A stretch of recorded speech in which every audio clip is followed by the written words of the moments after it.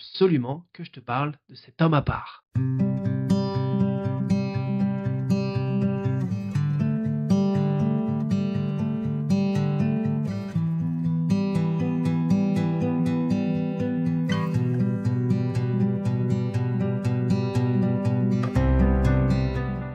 Aujourd'hui, je te parle d'un joueur discret, élégant, un joueur de football qui parle 6 à 7 langues. Il lit le jeu comme un chef d'orchestre. Et en plus de ça, il reste discret. Discret comme Henrikh Mkhitaryan. Son histoire commence en Arménie et elle va se passer aussi en France. Pourquoi ? Parce que son père, Hamlet Mkhitaryan, est un international qui a évolué en URSS et termine sa carrière dans la Drôme, à Valence, en 2e division. C'est là qu'il rencontre énormément de Français, qu'il se fait un nom, et que le petit Henrikh, lui, fait ses premières classes, rencontre pas mal de gens, et apprend la langue française.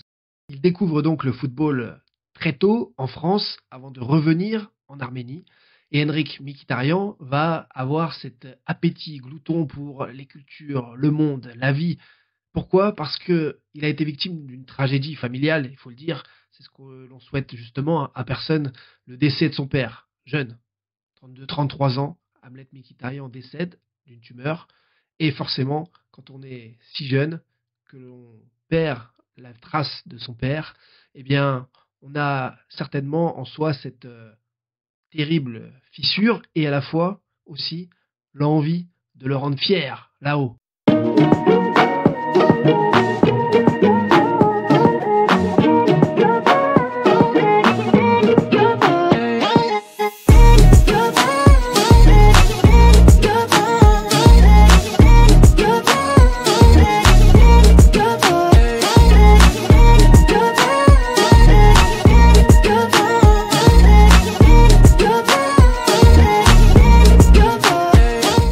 Des langues. À 36 ans, Henrikh Mkhitaryan parle 6 à 7 langues. C'est un polyglotte. L'arménien, j'ai appris en Arménie, la France quand j'habitais en France, la Russie, j'ai appris à l'école et portugais, j'ai appris avant de partir faire un stage au Brésil. Arménien, russe, anglais, italien, il joue à l'Inter Milan, allemand, passé par le Borussia Dortmund, on va en parler bien sûr. Henrikh Mkhitaryan parle un petit peu aussi portugais pour être allé à l'adolescence au Brésil, ce qui l'a grandement aidé. Ensuite, en arrivant en Ukraine, à Donetsk, où, vous le savez, au Shakhtar notamment, il y avait une énorme délégation de joueurs brésiliens. Là-bas, il explose aux yeux des scouts, des recruteurs du monde entier, avant de partir donc pour le Borussia Dortmund.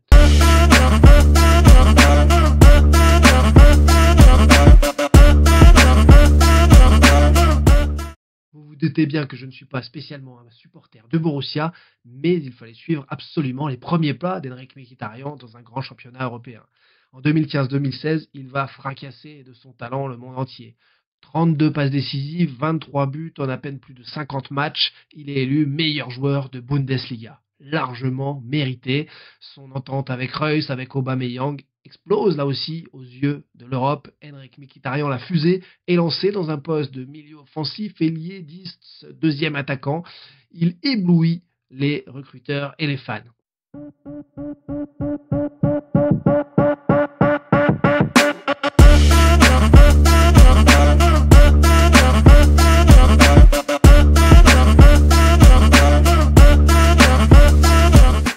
Sous Jürgen Klopp, sous Thomas Tuchel, il devient un maestro phénoménal. Alors, ça attire les yeux des plus grands clubs.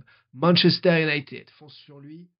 Les Red Devils, avec le numéro 22, Henrikh Mkhitaryan débarque et tout de suite remporte des trophées sous José Mourinho, à un poste d'ailier, d'attaquant aussi. Il marque les esprits, notamment un soir de décembre, de fin décembre, de Noël, où il inscrit un coup du Scorpion phénoménal. Ой,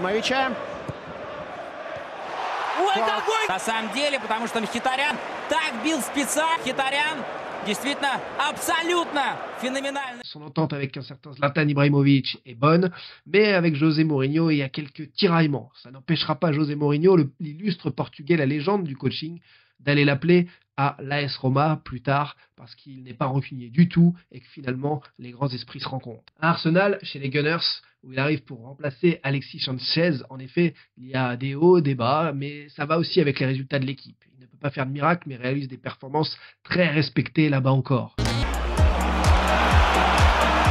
Mkhitaryan. Aubameyang. This is better from Arsenal. Aubameyang 2-0. After a lukewarm start to the second half from Arsenal, they've doubled their lead now. Pierre-Emerick Aubameyang with his third for the club, and Arsenal can... Ozil. Vinicius was there. Aubameyang first on the scene. Mkhitaryan. Well, he got his first goal for Arsenal in Europe in the week. He's added his first Premier League to make sure of the 3 points. La trentaine est là, le voilà en Italie, la Roma. Cette fois, c'est le numéro 77 du côté de la Louve. José Mourinho se dit qu'il faut absolument un joueur comme lui dans son équipe pour récupérer justement un semblant de collectif et d'équipe. La Roma a été toute sa vie un petit peu en déliquescence, sans difficulté. José Mourinho est là pour redresser la barre. Il va chercher, il flaire le bon coup, Mkhitaryan depuis l'Angleterre. Et là, il va se réinventer. À la trentaine, on se dit qu'il peut y avoir un coup de mou. Lui, au contraire, avec son intelligence, sa culture, son état d'esprit, son envie, se réinvente. Et ça y est, son placard à trophées est sacrément garni. Une Conference League à la Roma, une Europa League avec Manchester United, une coupe en Angleterre également, des coupes nationales en Ukraine et le fameux titre de Serie A, le Scudetto à l'Inter Milan. L'Inter Milan réalise le bon coup, la bonne idée d'aller chercher ce joueur au QI football immense pour l'aligner avec Barella, Çalhanoğlu dans un trio incroyable de complémentarité, d'énergie. Mkhitaryan court encore cette saison entre 11 et 12,5 km par match en Ligue des Champions. C'est incroyable, il sait tout faire devant la défense, percuter, casser les lignes, aller passer ou marquer. C'est fou, il sert le collectif, il sert une équipe et il jouera en 2023 une finale européenne, Ligue des Champions déjà, finale 2025 également. Bref, il grandit vite et bien et à 36 ans, il continue de performer inexorablement. C'est exceptionnel, immense. S'il était d'une autre nationalité qu'arménienne, il ferait bien plus parler encore, mais ce n'est pas dans son tempérament. Élégance, classe, altruisme, voilà ce qu'il caractérise. Il a été 10 fois élu meilleur joueur arménien de l'année. C'est normal, me direz-vous. Également meilleur buteur de l'histoire de la sélection. Bref, partout où il passe, il marque les esprits. Il fait partie des personnalités arméniennes les plus appréciées du pays, bien entendu, malgré sa retraite internationale. Le football a besoin de joueurs comme lui, et nous, on a sacrément besoin de s'en souvenir.